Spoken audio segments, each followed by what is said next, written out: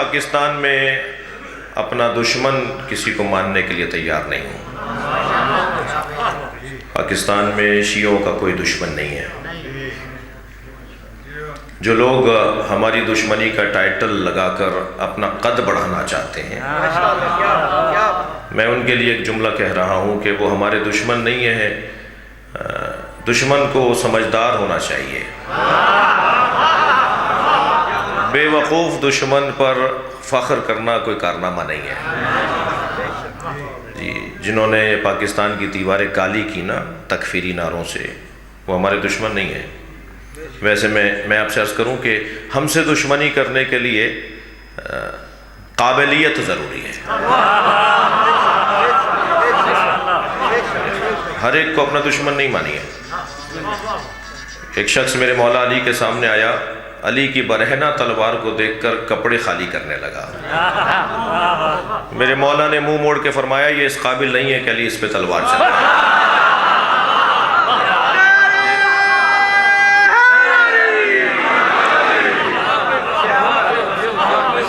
لہٰذا مجھے اور آپ کو بھی طے کرنا ہوگا کہ ناسمجھ مخالف اور ناسمجھ دشمن سے دشمنی کرنا ہنر نہیں ہے۔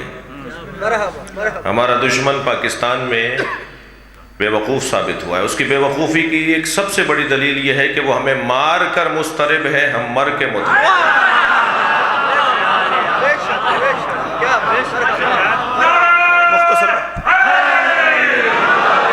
ہمارے پاس جتنا تسلی کے لیے ذریعہ ہے نا، اتنا دنیا کے پاس کچھ نہیں ہے۔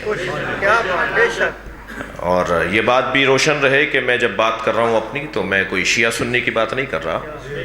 یہ کس نے کہہ دیا کہ ہماری ہے کربلا؟ کراچی کے ایک غزل کے شاعر ہیں عباس زیدی، آرٹس کونسل کے شاعروں میں سے ہیں۔ وہ کہتے ہیں یہ کس نے کہہ دیا کہ ہماری ہے کربلا؟ حق بات تم کہو تو تمہاری ہے کربلا۔ تو شیعہ امام حسین کی عزاداری کے مالک نہیں ہے۔ اور فرما رہے ہیں اس وقت بھی مجلس میں اہل سنت تشریف فرمائے ہیں، شیعہ امام حسین کی عزاداری کے مالک نہیں ہے، نوکر ہیں۔ اور نوکروں کو اپنی اوقات میں رہنا چاہیے، مالک کے مہمانوں کا خیال کرنا چاہیے۔ در حسین پہ ملتے ہیں ہر مزاج کے لوگ۔ جی، شاعر کہتا ہے در حسین پہ ملتے ہیں ہر مزاج کے لوگ، یہ دوستی کا وسیلہ ہے، دشمنی کا نہیں ہے۔ صلوات پڑھیں ذرا محمد و آل محمد۔ تو میں اور آپ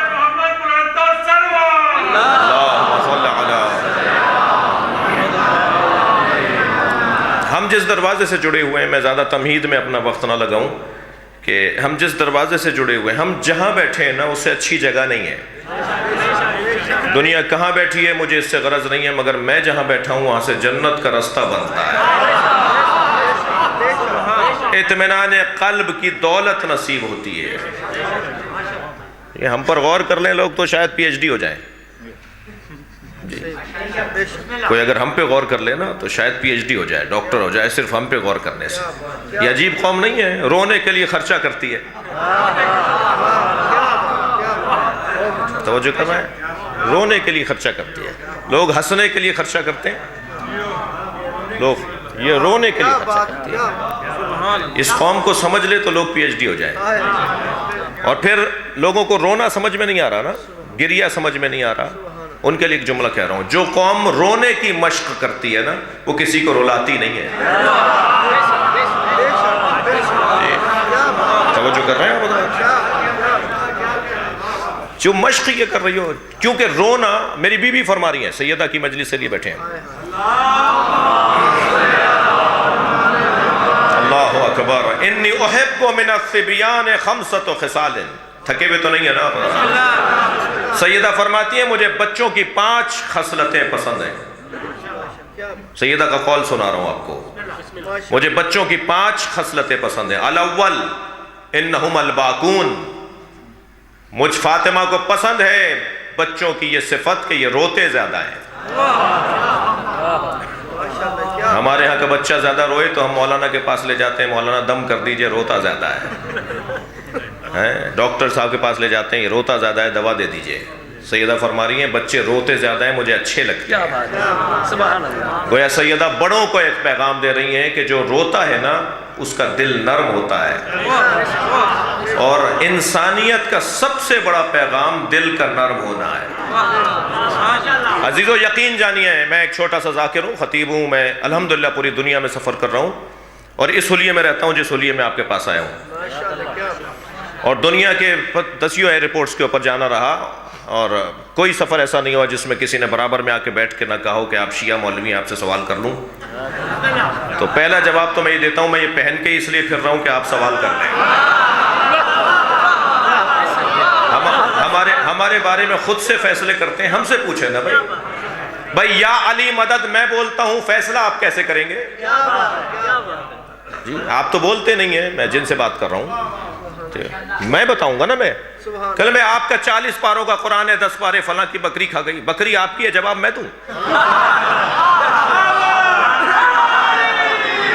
میرا اس بکری سے کیا تعلق جو قرآن کھا جاتی ہو؟ وہی قرآن ہے بھائی، وہی 30 پاروں کا قرآن جو آپ کی مسجد میں رکھا ہے، وہی میری مسجد میں رکھا ہے، وہی میرے گھر میں رکھا ہے۔ پرانی باتیں ہو گئیں، گھسی پٹی باتیں ہو گئیں، آج سوشل میڈیا کا جدید دور ہے، کوئی بات کسی کی چھپی بھی نہیں ہے۔ میں ابھی اس وقت مجلس پڑھ رہا ہوں، شاید لندن والے مجلس کو ڈائریکٹ سن رہے ہوں جی، آن لائن جاری ہوتی ہیں، لائیو جاری ہوتی ہیں مجلسیں، کوئی بات ہم ویسے بھی ہم کوئی بات چھپا کے اس لیے نہیں کرتے کہ چھپائی وہ بات جاتی ہے کہ جو کمزور ہو۔ ہمارا تو مزاج ہی کچھ اور ہے، ہم تو چوک پر ماتم کرنے والے لوگ ہیں، ہم اپنے نظریے کو علنی بیان کرنے والے لوگ ہیں۔ ایک مفتی صاحب سے ہماری گفتگو ہو رہی تھی، میں نے کہا مفتی صاحب اپنے لوگوں سے کہیے کہ ہمارے خلاف جو اسلحہ اٹھایا ہوا ہے وہ رکھ دیں، ہمارے خلاف قلم اٹھائیں۔ توجہ ہے حضرات کی؟ ایک بہت بڑا نام ہے مفتی صاحب کا، میں نام لوں گا، آپ سب جانتے ہیں، پاکستان کا بڑا نام ہے۔ میں نے کہا جی مفتی صاحب اپنے لوگوں اپنے دوست سے کہیے کہ قلم اٹھائیں، ہمارے خلاف کتابیں لکھیں۔ تو کہنے لگے بڑے جرات کی بات ہے، بڑے حوصلے کی بات ہے، آپ اپنے مخالفوں کو دعوت دے رہے ہیں۔ میں نے کہا مفتی صاحب سوال کا ہونا عیب نہیں ہے، جواب کا نہ ہونا عیب ہے۔ توجہ کر رہے ہیں حضرات؟ تو کوئی ٹینشن کی بات نہیں ہے، کوئی گھبرانے کی بات نہیں ہے، مجھے اور آپ کو شرمندہ ہونے کی ضرورت ہی نہیں ہے۔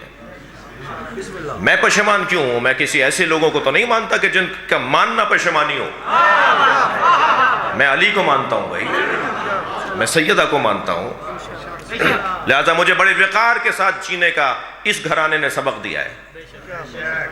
غور فرما رہے ہیں آپ حضرات؟ تو میں اترا، چند صاحب لندن ایئرپورٹ پہ کچھ انگریز آگے سے گزرے، کچھ عورتیں تھیں، کچھ مرد تھے، اپنے حلیے میں جیسے ہوتے ہیں وہ واپس آئے، کہنے لگے آپ نے کیا پہنا ہوا ہے؟ اسی حلیے میں تھا، کہنے لگے یہ کیا پہنا ہوا ہے؟ میں نے کہا جی مسلمان علماء کا لباس ہے۔ کہنے لگے مسلمان اسکالر ہیں، اس کا مسلمان عالم ہے؟ میں نے کہا جی۔ کہنا اچھا یہ بتائیے پروفٹ کے گھر والوں کو مانتے ہیں یا دوستوں کو مانتے ہیں؟ صلوات پڑھ لیں ذرا محمد و آل محمد۔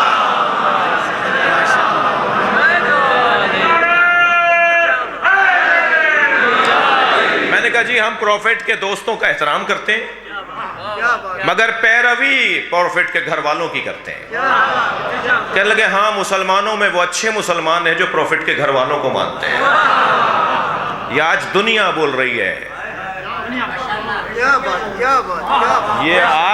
یہ آپ کے رونے نے، یا آپ کی عزاداری نے، یا آپ کے خرچے نے، یا آپ کی مظلومیت نے ثابت کیا ہے عالمی سطح پہ غیر مسلموں کو اور دیگر ادیان و مکاتب کے لوگوں کو کہ مسلمانوں میں اچھی تصویر رکھنے والے یہ مسلمان ہیں۔ مجھے اور آپ کو فخر کرنا چاہیے کہ ہم جس سسٹم سے جڑے وہ لوگ ہیں۔ سن 61 ہجری میں امام حسین نے عالمی اوپن یونیورسٹی کی بنیاد رکھی تھی، اس کا یہ ایک کیمپس ہے۔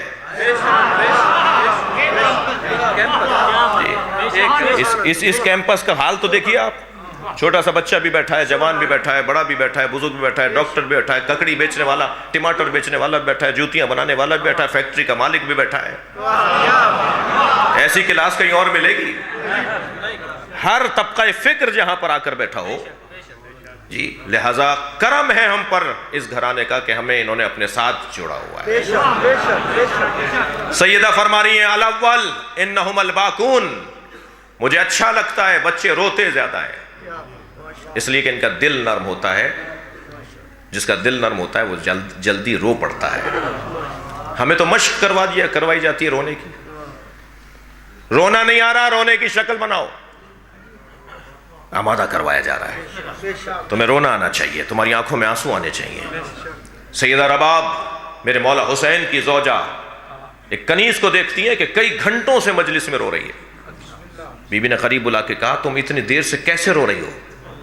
کہا بی بی ہر کچھ دیر کے بعد میں ستو کا شربت بھی کراتی ہوں. فرمایا کل سے عزاداروں کے لیے شربت کا انتظام کرو. یعنی اہل بیت نے ہمیں وہ طریقے بتائے جس سے ہمیں آنسو آئے. اور جو قوم، میں فلسفہ بتانا چاہ رہا ہوں اپنے دوستوں کے ذریعے سے اپنے دوستوں کو، کہ جو قوم رونے کی مشق کرتی ہے نا پھر وہ کسی کو تکلیف نہیں پہنچاتی. متوکل نے چن چن کے شیعہ قتل کروائے. اس کے کارندوں نے آ کے کہا کہ سارے شیعہ مار دیے. اس نے کہا نہیں، شیعہ ایسے نہیں مرتا. ان کے امام ان کو زندہ رکھنے کے طریقے جانتے ہیں. کہا حضور پھر کیا کریں؟ کہنے لگے میں تمہیں 2 طریقے اور بتاتا ہوں، وہ 2 طریقے اپناؤ، اس سے بھی شیعہ ڈھونڈ نکلے گا باہر. جو چھپ گیا ہے، جو تمہیں نہیں سمجھ میں آ رہا کہ یہ شیعہ ہے. اس نے کہا پہلا طریقہ تو یہ ہے کہ بھرے بازار میں، بھرے رستے پر، چلتے ہوئے رستے پر کسی پر بھی خواہ بغیر کسی سبب کے اس پہ ظلم کرو، بلا وجہ اس پہ ظلم کرو. جو بھی مدد کرنے کے لیے نکلے سمجھو شیعہ ہے. ان کے اماموں نے ان کی یہ تربیت کی ہے. اور جب ایسے ڈھونڈ لو اور پھر تمہیں کوئی نہ ملے اور ڈھونڈ کے مار دو تو پھر شاہراہوں پہ اور رستوں پر سیدہ کی توہین کرو. اس لیے کہ شیعہ مر جائے گا مگر فاطمہ کی توہین برداشت نہیں کرے گا. ایسے ڈھونڈا پھر انہوں نے. متوکل کا دور ہے. الاول انہم الباکون، سیدہ فرما رہی ہیں مجھے پسند ہے بچے روتے زیادہ ہیں. الثانی، دوسری صفت، لا یدخرون لغد، یہ آج کا کام کل پر نہیں چھوڑتے. ابھی چاہیے اور یہی چاہیے. آپ کتنا ہی کہتے رہیے کہ بیٹا کل دلوا دیں گے، اس سے اچھا دلوا دیں گے، مگر بچہ آوازیں دے دے کے کہے گا مجھے تو یہ چاہیے اور ابھی چاہیے. یہ آج کا کام کل پہ نہیں چھوڑتے. جب تم نے طے کر لیا یہ کام کرنا ہے تو اسے کل پہ کیوں چھوڑ رہے ہو؟ الثالث یجتمعون علی التراب، مجھ سیدہ کو اچھا لگتا ہے یہ بچے مٹی پر بیٹھ جاتے ہیں. جو مٹی پر بیٹھ جاتا ہے نا وہ متکبر نہیں ہوتا. جو متکبر ہوتا ہے وہ سیدوں کو پسند نہیں ہوتا.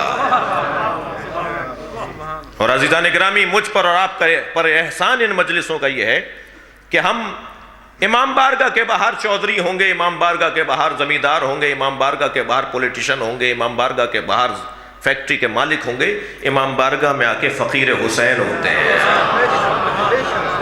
سب فرش پر بیٹھتے ہیں. فرما رہی ہیں مجھے اچھا لگتا ہے یجتمعون علی التراب، یہ مٹی پر بیٹھ جاتے ہیں. الرابع یعمرون ثم یخربون، یہ مٹی کے کھلونے بناتے ہیں، کھیلنے کے بعد لات مار کے توڑ دیتے ہیں. یہ بڑوں کو پیغام دیتے ہیں دنیا دل لگانے کی شے نہیں ہے، استعمال کرنے کی شے ہے. الخامس، سیدہ فرماتی ہیں مجھے 5ویں صفت بچوں کی اچھی لگتی ہے، یختصمون بغیر حقد. اللہ اکبر، قربان جائیں سیدہ کے نام پر. یختصمون بغیر حقد، یہ لڑتے ہیں مگر دلوں میں کینہ نہیں رکھتے. بہت بڑا پیغام ہے سیدہ کا اپنے چاہنے والوں کو. سن رہے ہیں آپ حضرات؟ محشر میں سیدہ چن چن کے اپنے محبوں کو جنت میں لے کے جائیں گی.